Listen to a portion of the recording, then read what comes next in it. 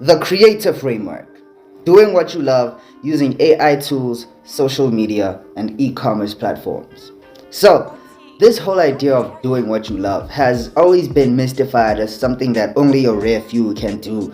And for the rest of us, you can do it, but only at the cost of your material success, because it's not likely to work out for everyone.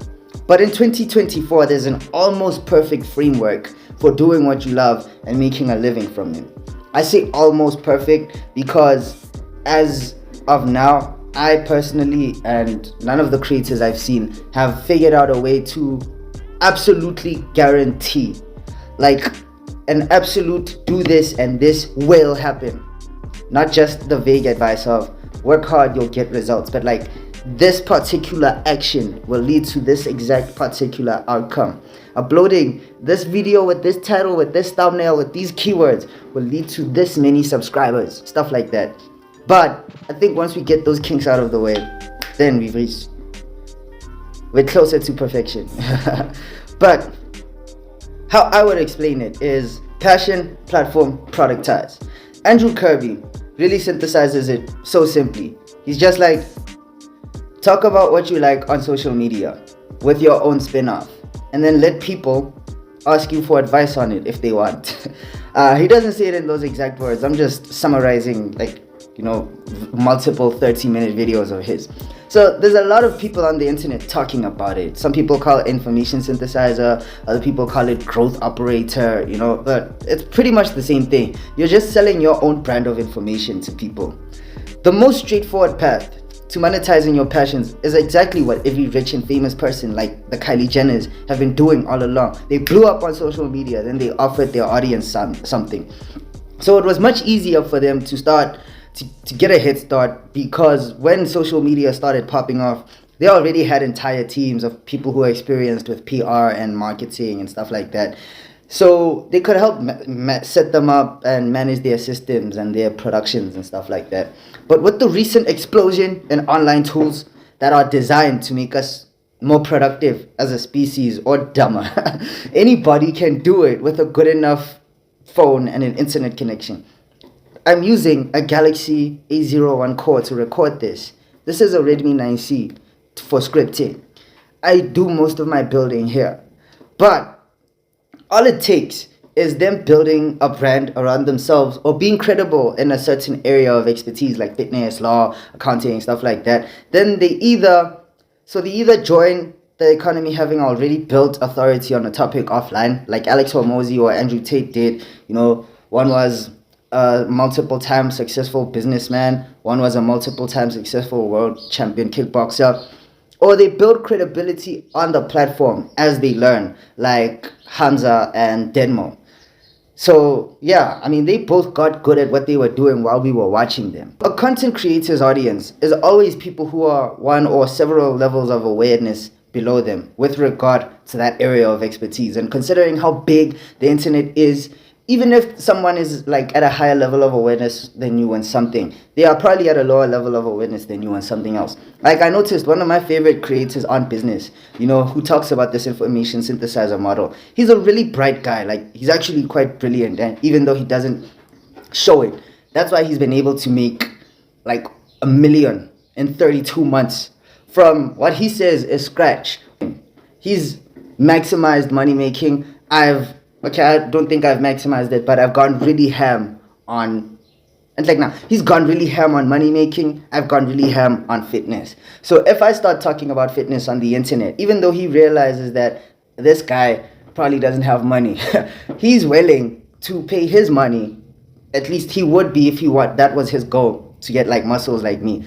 He would be willing to use his knowledge of money to gain knowledge of fitness. And I would be willing to use my knowledge of fitness to gain more knowledge or actual money, right? So there are 4 types of content creators who eventually transform into entrepreneurs. The first one is the synthesizer. So this person learns a bunch of information, then remixes it to be relevant and actionable to his audience. They study a variety of concepts and create new concepts from those. Like when I started realizing this creator framework thing, I was synthesizing it with MBTI, but that wasn't necessary. I don't, at least now I don't see the necessity in any way. But the way they usually monetize is by selling their more advanced teachings either as a product or a service or a membership that leads to products and services. The second one is the curator, and this person collects a bunch of information on a certain topic, then evaluates it, its usefulness, importance, relevance, etc., and they cut out the fluff. So they don't necessarily create new info, they're just reporting the highest quality information, ideally, the most necessary bits. These are like the people who summarize books, you know. 3, the technical trainer. So this person studies and experiments with a bunch of different tools relevant to their niche, and then they teach other people how to use those tools at scale, ideally. And then the fourth one is the technical trainer could be those people who make tutorials like Canva tutorials, or how to make a website, how to make a landing page, how to create an affiliate tracking link, stuff like that. These YouTube automation channels, those are mostly technical trainers because they are making videos that people are searching, how-to videos basically. People are solving daily problems. These people are making videos on solving those daily problems. And then number 4, the reporter. This person stays up to date on recent news in their niche, and they just try to provide fresh happenings frequently. So they're not really obligated to comment or provide new perspectives per se. Their content just has to be new. Not even necessarily novel, like unique, we've never heard of this before, just new. Like someone providing daily updates on the 3 goats beef. Okay, I guess we could call it the 2 goats beef, Drake versus Kendrick Lamar, you know. The people who are providing all of these constant updates, they are the reporters. But then the people who are out here interpreting, listening to their lyrics and being like, oh, this is what that bar meant, because this is what Kendrick said in 2011 to Drake. Those are synthesizers, right? And then the people who are like, I think this song is better than this one, so Drake can clearly beat Kendrick in this round. Those you could say are the curators. And then the technical trainers, who would be the technical trainers in this context? Okay, I'm not gonna go that far off tangent. I don't have enough storage for that. So entertainers also fall under the category of reporter, but they can also fall under many other categories. Like for example, there's this guy on YouTube who does kind of dark, very dark comedy skits now. I don't think he cares about having his channel monetized because he's employed a creator framework. So now he doesn't need YouTube. He doesn't care if YouTube demonetizes his channels. The videos he makes, he's basically dissing his government, and he's just reporting on daily news. We're talking about just trending pop culture topics with his own dark comedic spin on them. But I would say that is an entertaining form of synthesis because he's telling the truth from his own perspective with his own takes on it.